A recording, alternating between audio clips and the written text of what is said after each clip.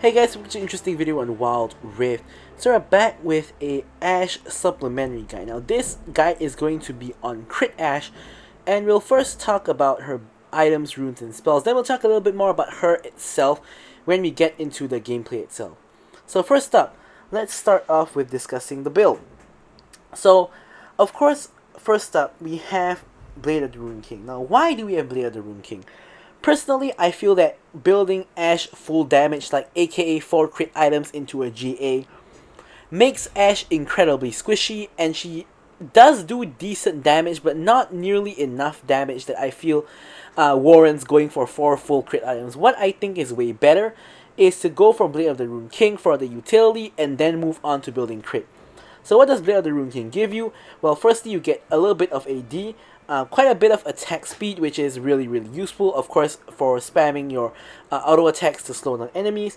And you also get the physical vamp, which is actually really important because a lot of times Ashe, gets chunked out, and you can heal back using this.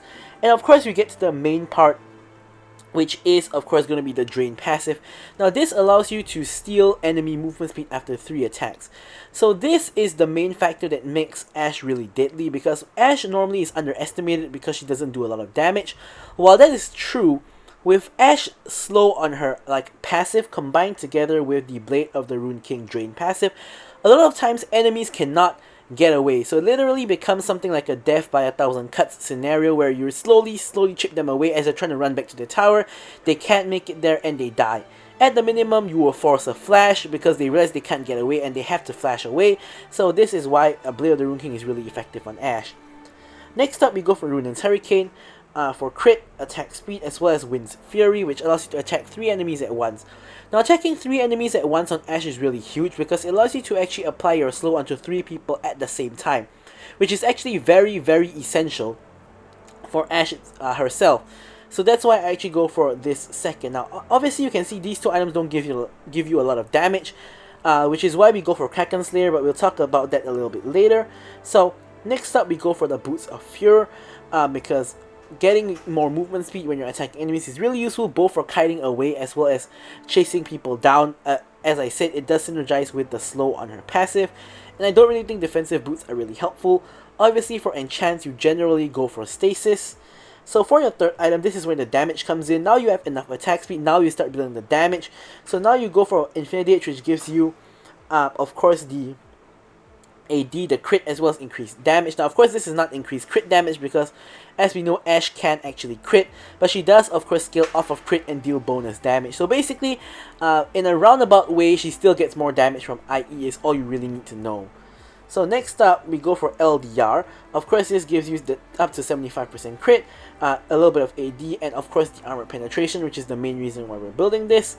And finally, for our last item option, we actually have 2. First up is if you're in a match where you can stay safely in the backline and just auto attack. Starry Charge Blade gives you the highest damage output, of course puts you to 100% crit, gives you the ability haste as well as the attack speed, and the Sunburst passive. At this point you're at 100% crit, so all of your magic damage autos will crit as well. So this gives you the best damage. However, if you're in danger, then you do want to go for the Phantom Dancer, which of course gives you attack speed and crit, but it also gives you movement speed as well as that lifeline passive when you drop to below 35% health. So that is really useful for Ashe. Other item options is Stormrazor if you like it, but I don't like building Stormrazor later on. I only like it as like a first item, and I found that Blade of the Rune King in the Stormrazor, I don't really like it too much, so Stormrazor is an option for those people who like it. And Wit's End is of course an option into a very heavy magic damage team. Generally you build this as the second item after the Blade of the Rune King, but this basically means you won't be able to get 100% crit. So now onto the runes and the spells. The reason why we take Kraken Slayer, even though Conqueror and Lethal Tempo is viable, we don't need Lethal Tempo because we already have a lot of attack speed from these two. Like with these two, combined, we have 80% extra attack speed already. We don't need so much attack speed. What we need is damage. So what gives us damage? Kraken Slayer. Of course, every 3 attacks you deal a little bit extra true damage, and with this high attack speed from Bork as well as Rune's Hurricane, you can proc Kraken Slayer more often, which is going to be kind of the main point of damage for your early game, at least until you get to your IE and LDR. So next up we go for weakness because of course Ashe slows on all her basic attacks and abilities. So basically this just gives you a permanent 5% extra damage onto the enemy team. Then we like going for bone plating as usual, because bone plating is really strong now that it triggers on the first attack. And we go for mana flow ban because Ashe actually spams her W quite a bit and you run out of mana really quickly. So I do like taking mana flow ban so I don't have to actually recall to actually get mana. But of course you can also take other things like Nimbus Cloak or Hunter Genius if you prefer. For the spells, of course, we're going to go for the Exhaust and going to go for the Flash, pretty standard. But with all that out of the way, we can move on to the gameplay itself. Alright, so now we're gonna move on to the gameplay as I randomly mashed the wrong button, almost exiting the spectator tool. Alright, anyway, so we're gonna jump into the gameplay itself. So the first things first. Obviously you can see we're in legendary rank, so we're in solo queue, but what I really want to say here is that Ashe is meant to be a very supportive pick, especially if you're going for the crit build. The reason why this is a supplementary guide and not an updated complete guide is because I don't feel that this build is the best build on Ashe. I think that the complete guide build is still better, the one that has Mana Mune and Triforce. That build does more damage and can carry better. This build literally does, okay, not no damage, but it does really little damage. Like really, it does really little damage. It's a lot more about the utility of like using your ultimate, using your hawk shot, just using your slows in general. That's why we have Runans early to apply slows onto everybody, but really this build is a lot more about the utility and it's not so much about, you know, the actual damage. I honestly think Ashe is way better as a support at the moment. Anyways, here you see I 3-hit the Jhin to proc Kraken Slayer and win the trade. Just a small like a micro thing when it comes to a Kraken Slayer champions. If you have Kraken Slayer, you need to try your best to get the proc on. So you can see I have a huge health advantage against Jhin, who obviously was not expecting that Kraken Slayer damage. So if you take a look at my team comp, we have like Master Yi and we also have Bran, who are probably going to be our two main carries. Then we have Sona, who's obviously going to be Enchanter support, which is going to help them a lot. Then we have me, who's basically now just utility, and we have Vi for the engages as well as just a little bit of damage as well. So you can already see that this is a pretty solid team comp, and the reason why I picked Ashe here is because I felt my team had enough damage with the Master Yi and the Bran, so I felt that I could afford to go a bit more supportive. Now of course if you're trying to hard carry a match, you should never ever go for Ashe. In this match I just felt like playing Ashe, to be very honest, and I felt that it was a pretty good team comp to play Ashe with as well. Now of course the enemy team is not the most kiteable in the world. Like Kassadin and Tryndamere do have dashes, as well as Akali who can get on top of me, so not the easiest matchup in the world to play Ashe, but it's still alright. They're still relatively kiteable if we, you know, wait out their dashes. But yeah, so here Sona unfortunately does get caught, but it's alright. So with this lane, obviously we do have the Nautilus as well as the Jhin in a really strong early game like kill lane. As you can see here, Sona gets hooked, Sona gets rooted, Sona gets rooted again by Jhin. Here I exhaust the Jhin to actually save Sona's life, and Sona actually escapes with 1 HP. Here I get exhausted, but I managed to actually kill Nautilus with the help of the tower, and then I actually managed to kill Jhin. Now even if I didn't get these kills, Vi was already coming in for the gank. Of course she did notice how far up they were, so even if I didn't get those kills, Vi would have gotten those kills. So either way, it does go very well. So here I actually launch an arrow down mid because I was actually trying to interrupt Akali's recall. Unfortunately, it's a bit too slow. So here I'm directing it so that he hits Jhin on his way out. Now this basically just makes him reach lane a little bit slower, so he loses maybe a minion or two extra. I mean, I already whiffed the ult, so I might as well just use it to actually hit somebody rather than nobody. So we do manage to get the hit in on Jhin to basically just make him come to lane slower. So that's a really good start. Of course, the enemy team tried to go all in into me and Sona, but it didn't really work. Now, whereas me and Sona, we both have decent poke. I do have my volley poke, and Sona does, of course, have the Q poke. So we are doing decently well in that aspect to try to poke them down. And Sona also has sustain on her W, so we are, you know, doing pretty well in terms of that as well. We pretty much all we need to do is not get engaged upon if possible, and just try to poke them down and survive through the laning phase. They definitely have a stronger laning phase than us, so we definitely don't want to tussle with them if we can help it. So here I shoot an arrow to actually hit onto the Jhin so that the Vi can catch up. We do get the kill onto the Nautilus, and Jhin is left down under the tower. Here Vi is left at 1 HP, but we have 3 people here, sorry, to block for the Vi. And yeah, so Vi is able to get out safe and sound. And meanwhile, we're gonna go back into the lane and actually start farming up the minions, which you know, of course, are still there. So Jin, of course, is alone. Nautilus had died. He's, of course, respawning and coming back into the lane. But for the moment, Jin is alone. And this means that we should stop Jin from farming by zoning him away from the minions. Now that Nautilus is back, though, we now can't play so aggressive anymore. We actually have to back off because they still do have a really high kill threat. Right, so here, again, we're just CSing and trying to poke them down where possible. To get hit by the root, but it doesn't really matter because I'm not in a position that I can be engaged on by Nautilus. So it's all good. Here, the objectives are, of course, spawning in 5 minutes. So here we're going to quickly recall and pick up a Blade of the Rune King for ourselves. Of course, we have 3 kills, so we are actually decently fed as Ashe, which honestly is pretty rare because Ashe doesn't really do a lot of damage in the laning phase. You mostly get kills from enemies underestimating your damage, like you saw there when the Jin and Nautilus decided to hard commit onto us and didn't really expect Ashe's damage. Now here my team does a Herald for Dragon trait. They do pick up the Herald and they are able to Herald in the mid lane to start getting some plates on the mid lane, and meanwhile the enemy team picks up the Dragon in return. So here Nautilus goes in on the Sona again. Sona does manage to flash away. Tryndamere was ready to go in as well, but Sona did of course manage to escape. So that is the Nautilus ult down, and also he did use his hook, so it's going to be on cooldown for a little while at the minimum. So here my team is actually chasing Tryndamere into their jungle, which is really dangerous because as you guys can see, we don't have priority and Nautilus and Jin can rotate there really quickly compared to us where we have to first clear the minions and then rotate. Sona ults onto the Jin. Jin is left on 1 HP. I tried to actually hit him with the volley but not quite in range. Here Tryndamere is chasing down Sona. I try to exhaust Tryndamere to actually help out Sona but doesn't quite work. I then try to change targets to Akali to try to kill her. But that doesn't work either because she goes under tower and is left at low HP. Tryndamere picks up a triple and my whole team basically ends up dying aside from me. Tossing the volley behind to get the slow in on Tryndamere.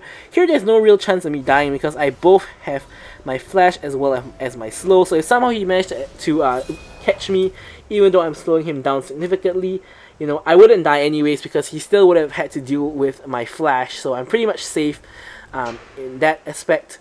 But I choose, of course, to hold on to my flash if I can help it, which is indeed the case. So I don't blow my flash there for no good reason. So here, we're just going to hit back over to the lane and, of course, continue our farming. Now, we can, of course, get dived by Nautilus and Jin, so we do want to be really, really careful.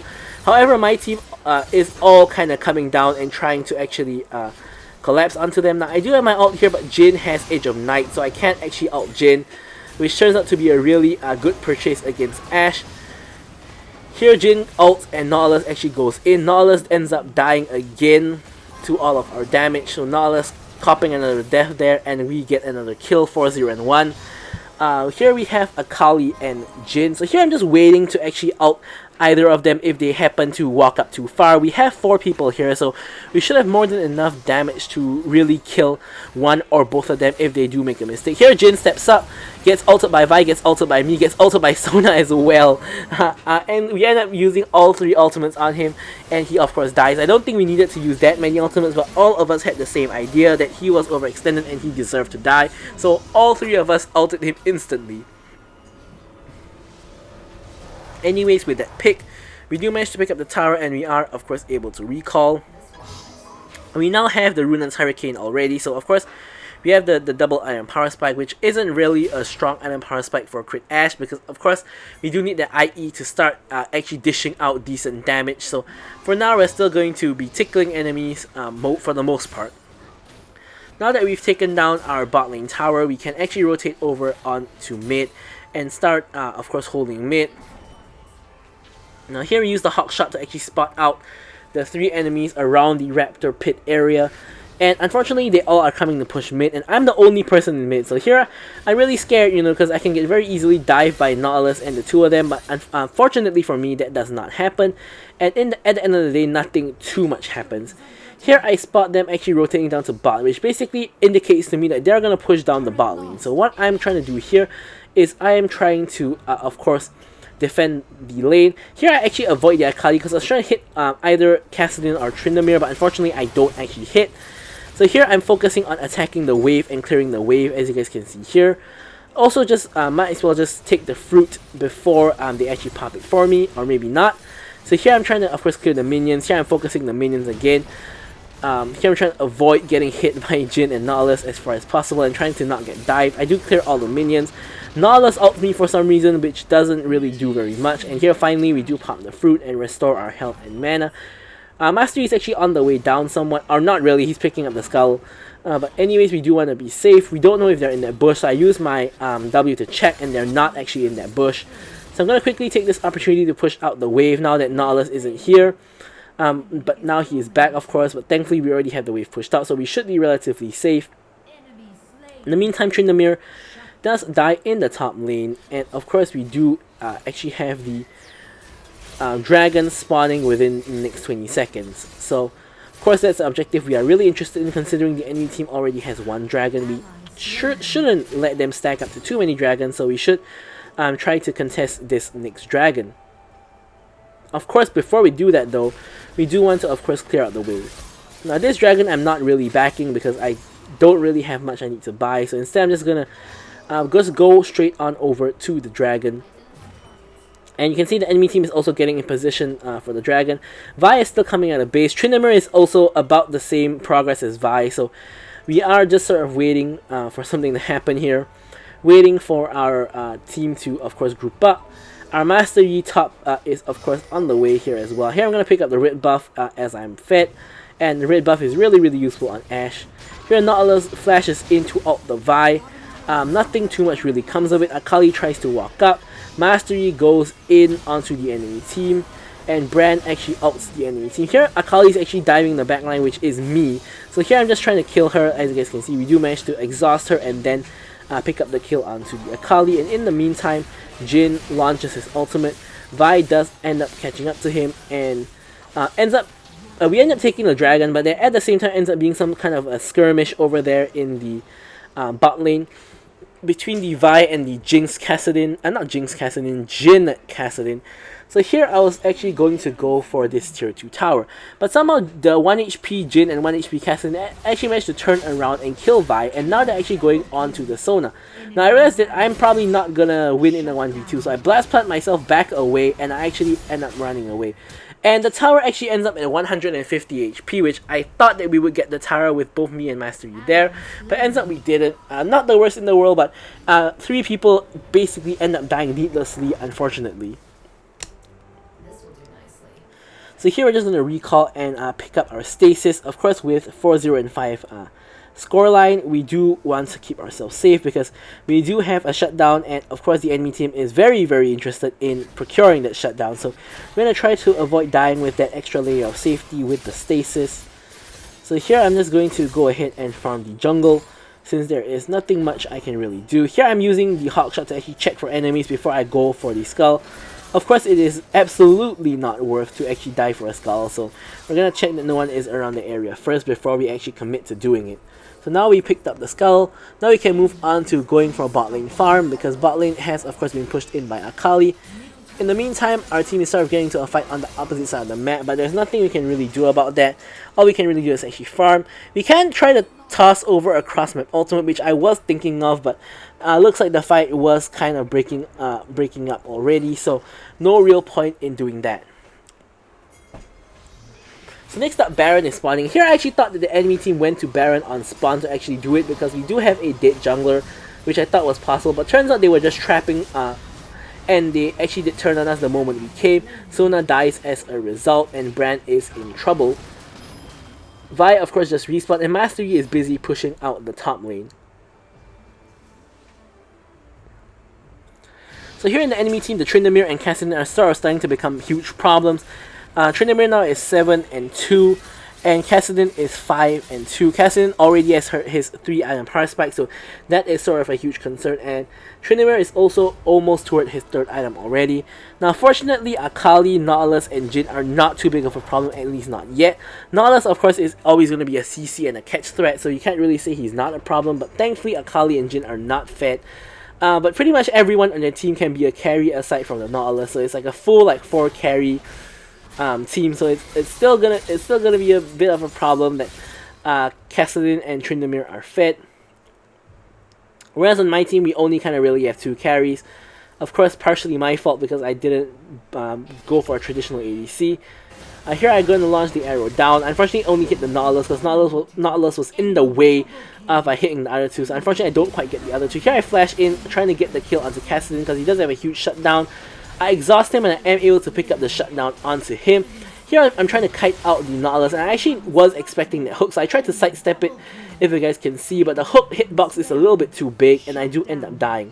Now this honestly is kind of not really a bad scenario because I did get the shutdown on the Kassadin for 850 gold, whereas I gave my shutdown to the Nautilus. And as I mentioned, on the enemy team, pretty much everyone aside from Nautilus is a carry, so I'm really happy to actually give my shutdown over to Nautilus, because Nautilus is not going to really make very good use of the gold, whereas the rest of them can. So I'm happy to give the kill over to Nautilus. Of course not on purpose though. So now, with that huge shutdown, we do get enough gold to actually pick up the IE. So now with IE, these three items, we should be doing, like, you know, decent damage. Still not really the best just because we are Ashe, but we should be able to start doing relatively decent damage by now.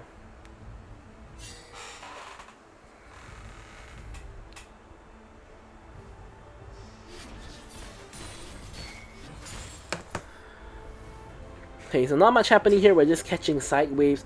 We see Akali in the mid lane, and apparently a fight is going to break out real soon. We see everybody pretty much showing up to the mid lane. I get a stun on Kassadin, which allows Mastery to actually flash in and go for the Kassadin. Here, we have a Tryndamere running us down, but with the help of the slow, he can't really do that, and he has to actually quickly retreat with the tail between the legs. And here we are chasing on for the rest of them. Sona gets engaged on, and unfortunately Sona dies. I believe there goes Sona. We do trade it on for the Nautilus, so it's in the end support for support. Kassadin is playing with fire a little bit here with really low health, but he does have a lot of damage at the same time, so really sort of risky maneuver here. Now here, Dragon is up. However, we do have Tryndamere still up and available, whereas Vi is not. Here I'm mostly just trying to stack on the Dragon, trying to stack Q on the Dragon. We of course cannot really start the Dragon because we don't have our jungler, whereas the enemy team does have theirs. So you can see that Tryndamere is sort of in the area trying to make something happen, but we are trying to actually go for a fight instead because we can't really go for Dragon. So here we get the stun onto Tryndamere. Tryndamere tries to run away but dies to Brand's passive. Akali tries to come in as well. I get the slow onto the Akali, and Akali has to run away. Jhin and Akali are both really low, so this basically gives us a more or less free Dragon. Brand finds himself in a pretty dangerous spot though, but we do get the bullets blocked by Vi, so Brand is absolutely fine. No big issue here.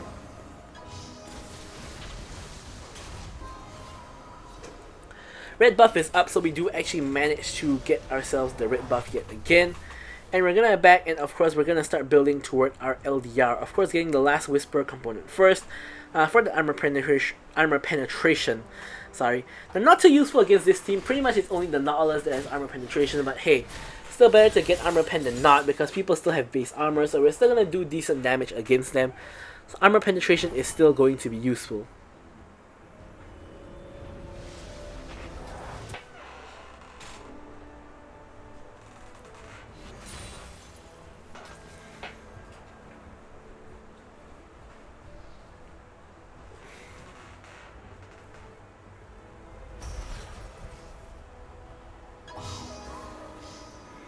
So again, not much happening here. We're going to give the blue buff to either Brand or Sona, who definitely need the blue buff more than Ashe. There is a scenario where Ashe could go for blue buff if there's no better target. So here we decide to actually try to rush the Baron, because we can see Mastery is in bot distracting them, and we also see Nautilus going bot. So here, unfortunately though, we do have the Baron stolen by Tryndamere, but we're going to start blasting people over the wall. So we do get the kill on Jhin, we do get the kill on the Akali as well, and we end up managing to remove 2 Barons as well as getting Tryndamere's ultimate, so not the worst in the world. If we fight again, we probably can kill the Tryndamere since he doesn't have ult anymore, and we managed to remove 2 Baron buffs. Of course, ultimately we would have secured that Baron, but unfortunately we do not. So we're gonna have to of course just settle for just going for like waves and just surviving, I guess, in general. So here Mastery unfortunately does die on the side lane to Kassadin and Tryndamere, so here we're just going to do what we can, just going to pick up the farm and push in the mid lane, and then where all we can really do now is just recall and buy items. So we do get the LDR completed, so we're almost full build at this point. I believe that this game, I do go for Phantom Dancer instead of Solari Charge Blade, because we do have like Akali, we do have like Kassadin, all of which who can jump in onto me at the back line, so I'm really scared of them, and I think that shield would come in really handy. So I do end up going to build for that and for my last item.